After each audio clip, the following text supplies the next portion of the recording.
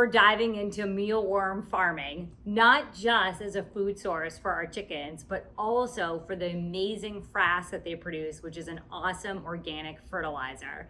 We've been growing mealworms for 10 years and we've seen a lot go wrong, seen a lot of really complicated methodologies, sifted out mealworms, watched our populations go bad, had to deal with dusty situations and failures. Our goals were to create a method that would be both simple to set up and get going, and also really easy and low maintenance to continue with. The main thing that we want to make sure this system has is an ability to keep a sustainable population. So if we're gathering mealworms for the chickens, we don't want to remove too many adults so that the population crashes. The other thing it has to have is it has to be dust-free. It's really bad to be breathing in these fine particles, and we don't want to suit up with masks every time that we touch these trays. So we think we've got a way that's going to take care of that. So what we've designed here is what you call a migration system. So rather than sifting out the bugs and sifting out the frass, what we're going to do is we're going to get the mealworms to crawl out of the inner bin, which is where they're normally going to be when we need them, crawl out into the bigger bin where we'll have just mealworms to provide to our chickens or whatever else you need them for. Let's talk about what you're actually going to need. You're going to want two bins, one that's smaller than the other one, right? So one's going to sit inside, and this is actually where the food's going to be. So let's start going with that. Now for a food source, we're using rolled oats, which is great if you're doing smaller volumes. If you're going to go bigger and you're really trying to produce tons of mealworms, that can get expensive. So you might want to try wheat bran, which you can get at a grain supply store in 50-pound bags. For moisture content, to both keep the humidity up and provide something with moisture in it, we're adding some carrots in there. And that's all you'll need. And they'll do great like this. Be really careful. If you start seeing moisture accumulate, you're putting too much wet stuff in there. And moisture is absolutely the enemy for mealworms. It leads to rot, you'll get mites, other things start moving in.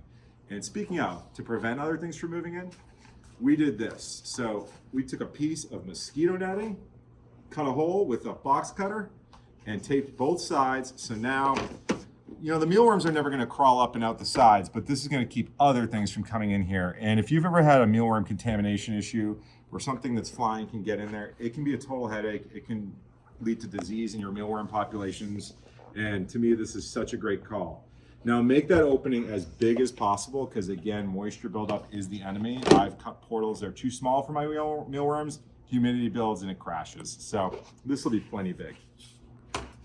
Now, last thing we need to add, super easy, mealworms. So I'm gonna dump these guys in. Now these mealworms are all sizes, and this is gonna be absolute paradise for these guys. Now, for the majority of the time, this is exactly what the setup's gonna look like. It's just gonna be their food, their moisture source. We'll keep the top on, and these guys are just gonna get rolling, turning into beetles, laying eggs, and producing frass. All of that will be mixed together in this center bin. But then occasionally, we're gonna wanna feed those mealworms and those beetles to our chickens, and we don't wanna have to sift through everything to get them. This is where our very exciting migratory bridge comes into play. So what we'll do is we'll just go ahead and put this little bridge like this, you know, maybe just pop the little edge down, give them a little less of a steep ramp. They're pretty good climbers if they've got some grip. So maybe something like that. We'll do one on this side as well. And you will not believe how fast this is.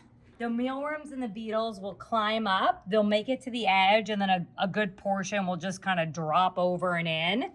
Once I have enough that I want to feed to the chickens, but not too much that I haven't left behind in this bin enough mealworms and adult beetles to continue the population, it's so simple. I'm just gonna fold my bridges in. These actually, the mealworms will eat these, so these become a food source.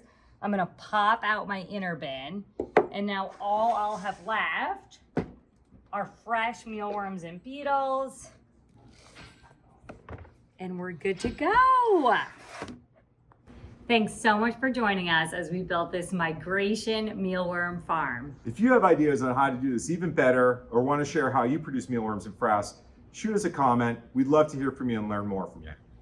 For more great tips on how to grow life where you live, be sure to like and subscribe. See you later, everyone. Bye.